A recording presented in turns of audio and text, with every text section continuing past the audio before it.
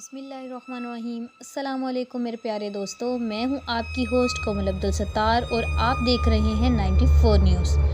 تو ناظرین، یہ ایک حقیقت ہے کہ اس دنیا میں انسانوں کے علاوہ ایک اور ایسی سمجھدار اور طاقتور مخلوق رہتی ہے جسے انسانوں ہی کی طرح فیصلہ کرنے کا اختیار دیا گیا ہے۔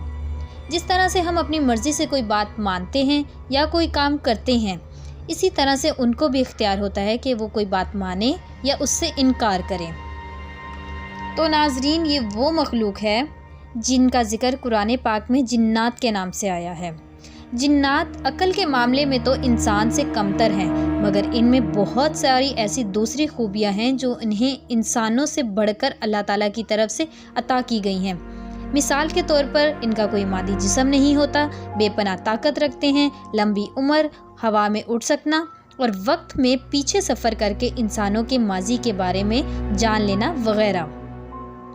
یہ مخلوق ہماری ہی طرح کھاتی بھی ہے، پیتی بھی ہے اور زندگی بھی گزارتی ہے، اور یہ ہماری ہی طرح ان کے بچے بھی ہوتے ہیں۔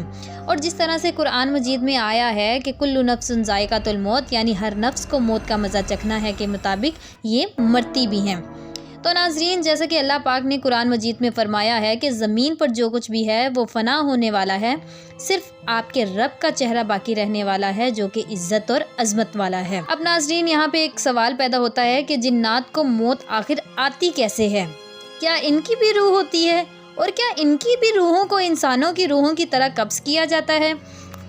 آئیے ناظرین، اس بارے میں جاننے کی کوشش کرتے ہیں۔ تو ناظرین، اگر جنات کی پیدائش کے مقصد کے بارے پہ آئیں تو قرآن مجید کے اندر تو واضح طور پر یہ بات بیان کر دی گئی ہے کہ جن اور انسان کو اللہ تعالیٰ نے اپنی عبادت کے لیے پیدا کیا ہے، یعنی انسانوں کی طرح انہیں بھی نفس اور خواہش کا اختیار دے کر اس دنیا میں بھیجا گیا ہے۔ اور یہ وہ مخلوق ہے جو ہمارے ساتھ ہی رہتی ہے، جن کا نام قرآن مجید میں جن کے نام سے موجود ہے۔ اسی طرح سے جنات کے اندر کچھ جنات مسلم اور کچھ غیر مسلم بھی ہوتے ہیں۔ جنات کے متعلق دو قول ہیں۔ حضرت حسن بصری کے مطابق جنات کو موت نہیں آتی۔ ان کے مطابق جنات کو اسی طرح مہلت دی گئی ہے جس طرح سے ابلیس کو دی گئی تھی، اور ان کے چیلے قیامت تک انسانوں کو گمراہ کرتے رہیں گے۔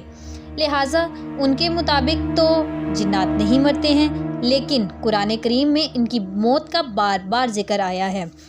ان کی عمر انسانوں کے لحاظ سے بہت ہی لمبی ہوتی ہے، مگر یہ ہماری ہی طرح بوڑھے بھی ہوتے ہیں اور مرتے بھی ہیں۔ لیکن ان کی موت انسانوں کی طرح بالکل بھی نہیں ہوتی، کیونکہ انسان تو مٹی سے بنا ہوا ایک وجود رکھتا ہے، لیکن جنات آگ سے بنی ہوئی ایک ناری مخلوق ہے جس کا کوئی وجود نہیں ہوتا۔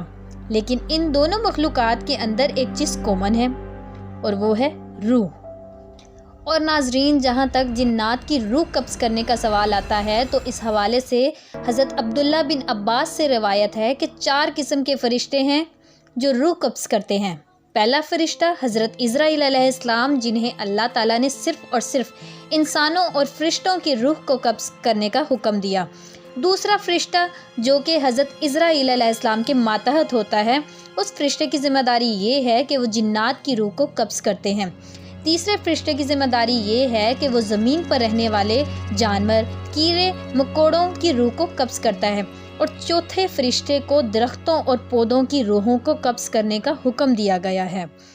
دوستو، جنات اور انسان دونوں کے اندر روحیں تو پائی جاتی ہیں، مگر فرق یہ ہے کہ ہماری روح جو ہمارے ایک مادی جسم میں موجود ہوتی ہے، موت کے وقت جسم کو چھوڑ کے عالم برزخ میں چلی جاتی ہے، جبکہ جنات کی روح جو ہے وہ انسانی روح جیسی نہیں ہوتی ہے۔ یہ ایک انرجی یا کسی گرہن کی صورت میں موجود ہوتی ہے، ایک ایسی انرجی جو کائنات میں چاہے جتنی دیر بھی رہے تباہ نہیں ہوتی۔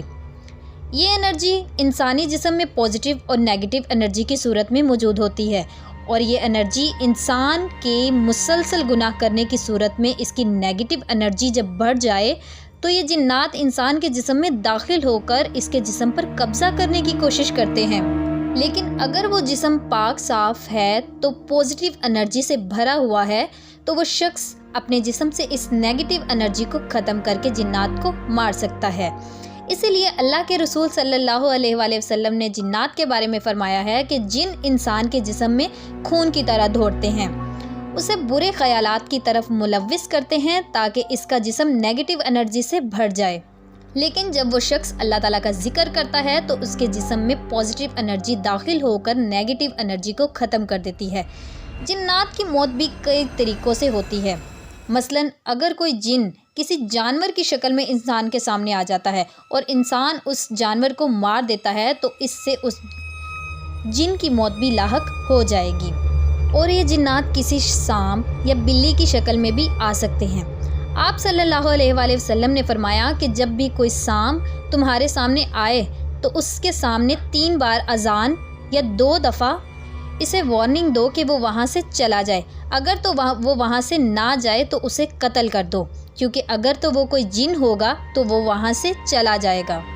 اس کے علاوہ جنات کو آگ سے جلا کر مارنے کے بہانے جو ڈھونگی بابا کرتے ہیں وہ سب کے سب غلط ہیں، کیونکہ ایک بات تو یہ کہ جنات جو ہیں وہ آگ سے بنائے گئے ہیں، اور دوسری یہ کہ ان کا کوئی جسم نہیں ہوتا جن کو دنیاوی آگ میں جلا کے بھسم کیا جا سکے، جبکہ جنات کی آگ اس دنیا کی آگ سے 70 گنا زیادہ ہے، جن کے اندر کافی حد تک جنات ہوں گے۔